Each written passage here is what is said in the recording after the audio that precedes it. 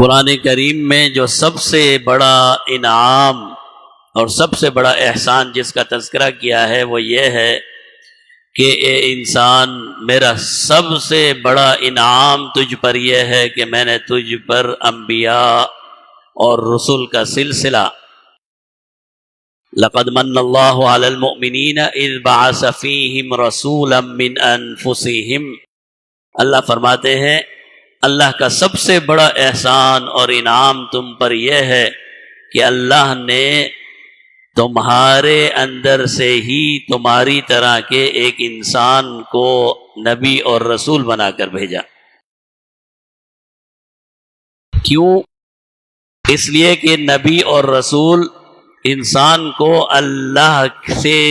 تعلق مضبوط بنانے میں معاون ہوتا ہے، اور انسان کو ایک نبی ہی یہ بتا سکتا ہے کہ اللہ اس انسان سے چاہتے کیا ہے اور اس کی آخرت کی کامیابی کس طرح ممکن ہے۔ تو اللہ فرماتے ہیں بے پناہ احسان اور انعام ہے، لیکن سب سے بڑی نعمت اور سب سے بڑا احسان اور سب سے بڑا انعام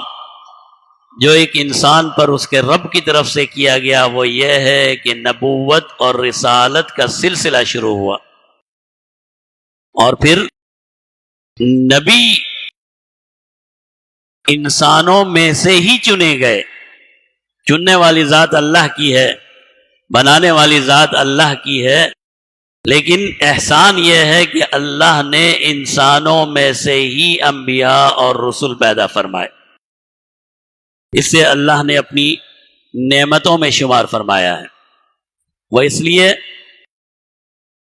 کہ ایک انسان ہی دوسرے انسان کو سمجھا اور بتا سکتا ہے۔ جب میرے اندر وہ مادہ ہوگا، میرا بھی خمیر وہی ہوگا، میرا بھی معاشرہ وہی ہوگا جو آپ کا معاشرہ ہے،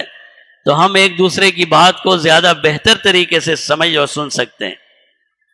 اور اگر میرا خمیر یا میری جنس وہ نہیں ہے جو آپ کی جنس ہے، اور میرا معاشرہ وہ نہیں ہے جو آپ کا معاشرہ ہے، پھر تو ہم ایک دوسرے سے اجنبی ہیں، پھر نہ میں آپ کو سمجھا سکتا ہوں نہ آپ سمجھ سکتے ہیں۔ اللہ نے فرمایا اللہ کی بہت بڑی بڑی مخلوقات ہیں، اور کچھ مخلوقات تو ایسی ہیں جیسے جس کے بارے میں آپ نے اور میں نے سنا اور پڑھا اور دیکھا بھی نہیں ہے، لیکن اللہ نے انبیاء اور رسل کے لیے انسانوں کو پسند کیا۔ کیوں؟ کہ انسان اشرف المخلوقات ہیں، اور انسانوں کو پھر انسانوں کو ہی سمجھانا تھا۔ تو اللہ فرماتے ہیں میرا سب سے بڑا انعام اور میرا سب سے بڑا احسان یہ ہے کہ میں نے انبیاء اور رسل انسان بنائے،